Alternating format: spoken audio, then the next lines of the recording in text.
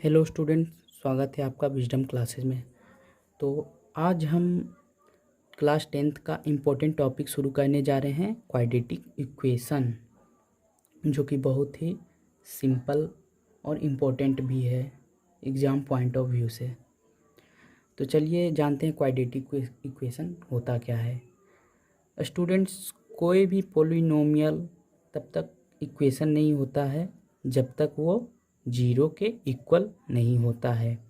तो यहाँ quadratic equation का ये फॉर्म होता है x square plus b x plus c equal to zero. ये एक इक्वेशन है वेयर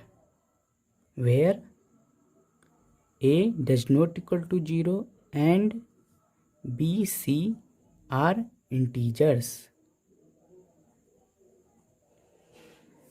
ये बहुत ही गोल्डन रूल है क्वाड्रेटिक इक्वेशन का। कोई भी इक्वेशन क्वाड्रेटिक तभी होगा जब a does not equal to zero और बी और c are integers, a are also integers. तो चलिए शुरुआत करते हैं कुछ क्वेश्चन से। तो क्वेश्चन है, charity trust decided to build a prayer hall having carpet area 300 meter square with its length 1 meter more than twice its breadth. What should be length and breadth of hall? तो सबसे पहले करेंगे यहाँ पे breath को। सबसे पहले हम लोग x मान लेते हैं। Let breadth of hall be x metre. तो लेंथ क्या हो जाएगा, then length is equal to, यहाँ पे ध्यान दीजिएगा, लेंथ जो है twice more than its breadth plus 1 metre. तो 2x प्लस 1 मीटर ये लेंथ हो जाएगा। ब्रेथ अगर x है तो लेंथ क्या हो जाएगा, 2x प्लस 1 मीटर। तो एरिया हम लोग जानते हैं लेंथ इंटू ब्रेथ, जो कि होगा 2x plus 1 into x metre square, और जो कि हमें दिया हुआ है 300 मीटर स्क्वायर। तो क्वाड्रेटिक इक्वेशन क्या बनेगा, 2x plus 1 into x equal to 300 metre square. तो इसे जब हम सोल्व करेंगे तो हमारा लेंथ और ब्रेथ आ जाएगा। तो स्टूडेंट्स, हम इसे सोल्व करना एक्सरसाइज 4.2 में सीखेंगे। अभी सिर्फ क्वाड्रेटिक इक्वेशन हमने बना लिया, जो कि एक्सरसाइज 4.1 में कुछ क्वेश्चन में हेल्प करेगा। तो चलिए दूसरा सवाल लेते हैं। दूसरा सवाल में हमें करना ये है कि इक्वेशन को सोल्व करके हमें देखना है ये क्वाड्रेटिक है या नहीं। तो पहला क्वेश्चन है x माइनस 2 का whole square plus 1 equal to 2x minus 3। हमें ये चेक करना है क्वाड्रेटिक है या नहीं। तो x माइनस 2 का होल स्क्वायर, आपने फार्मूला पढ़ा होगा a माइनस बी का होल स्क्वायर। चलिए मैं बता देता हूँ, a माइनस बी का होल स्क्वायर होता है a square plus B square minus 2ab। ये फार्मूला हम यहाँ यूज करेंगे। x माइनस 2 का होल स्क्वायर क्या होगा, x square plus 4 minus 2x। तो चलिए अब क्वेश्चन सोल्व करते हैं। X square plus 4 minus 2x plus 1 equal to 2x minus 3। इस 2x को हम लेफ्ट साइड ले आएंगे, एक्स स्क्वायर, तो ये माइनस और माइनस क्या हो जाएगा, प्लस, लेकिन साइन रहेगा माइनस का। तो माइनस 4x हो जाएगा, और 4 प्लस 1 5, और इस माइनस 3 को इधर लाएंगे तो 8 हो जाएगा इक्वल टू 0। तो देख सकते हैं फ्रेंड कि ये जो फॉर्म आ रहा है bx प्लस सी से मिलता है या नहीं। ये जो हमने इक्वेशन निकाला है इससे मिलता है या नहीं। तो ए बी सी का वैल्यू लिख लेते हैं। ए क्या हो जाएगा यहाँ 1 इंटू एक्स 1, और बी क्या हो जाएगा -2 और C 8। तो A जो है 1 है जो कि 0 के बराबर नहीं है, और B और C इंटीजर, तो ये क्वाड्रेटिक इक्वेशन हुआ। सबसे इम्पोर्टेंट ये है कि यहाँ A 0 नहीं होना चाहिए, A 0 नहीं होना चाहिए, A does not equal to 0। इसे आप हमेशा याद रखेंगे। जो कोफिशिएंट ऑफ एक्स स्क्वायर, इसको हम कोफिशिएंट बोलते हैं, A को coefficient of x square, coefficient of x, and ये कांस्टेंट। तो चलिए दूसरा क्वेश्चन लेते हैं। तो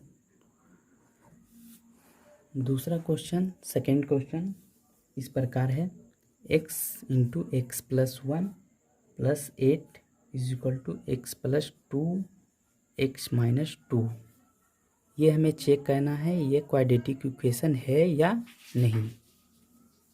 तो चलिए, तो सबसे पहले यहाँ देखते हैं, ये एक फॉर्मूला है, आपने पढ़ा होगा पिछले क्लास में, a plus B into A minus B क्या होता है, ए स्क्वायर माइनस बी स्क्वायर। इस फार्मूले को हम यहाँ अप्लाई करेंगे।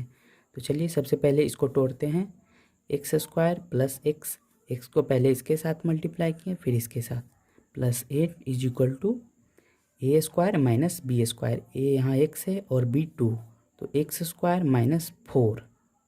अगर समझ में नहीं है तो आप फिर से रिवर्स करके देख सकते हैं। इस एक्स स्क्वायर से ये गया, ठीक है, और एक्स माइनस 4 को लेफ़्ट साइड लेकर आएंगे तो क्या हो जाएगा, एक्स प्लस 12 इक्वल टू 0। अब हम ये चेक करते हैं कि इससे जो मिलता है या नहीं, x square plus b x plus c, जहाँ पे ए 0 नहीं होना चाहिए। तो ए यहाँ क्या है, कोफिशिएंट ऑफ एक्स स्क्वायर, जो कि इस इक्वेशन में हमें दिख नहीं रहा है।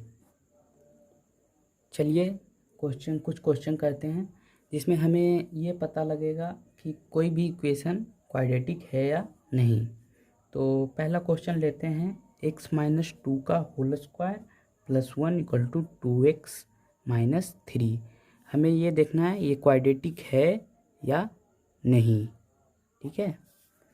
तो x माइनस 2 का whole square, a minus B का होल स्क्वायर क्या होता है, ए square plus B square minus 2ab। ये फार्मूला हमें यहाँ यूज करना है।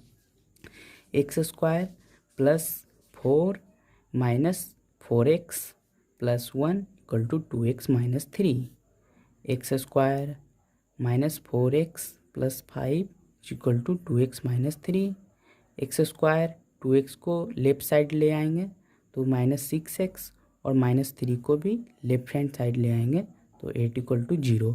तो दोस्तों ये देखिए, a square plus b x plus c के फॉर्म में है, जहाँ की ए क्या है 1, जो कि 0 के इक्वल नहीं है, वो गोल्डन रूल हमने आपको बताया था।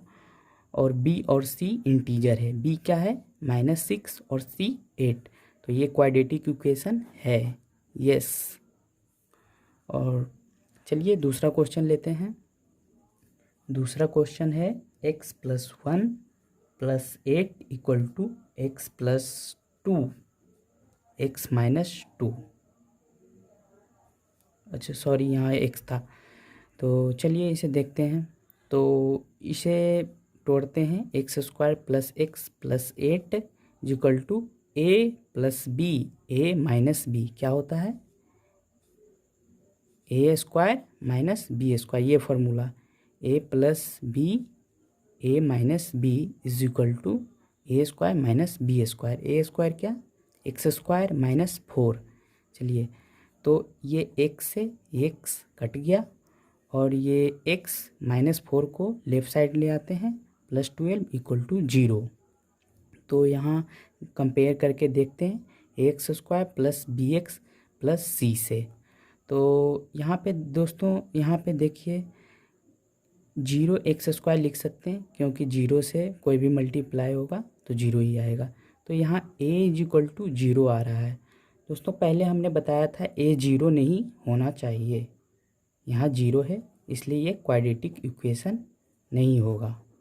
ओके, तो दोस्तों अब हम NCERT का एक्सरसाइज 4.1 1 होमवर्क में करेंगे। ओके, तो चलिए मिलते हैं अगले वीडियो में।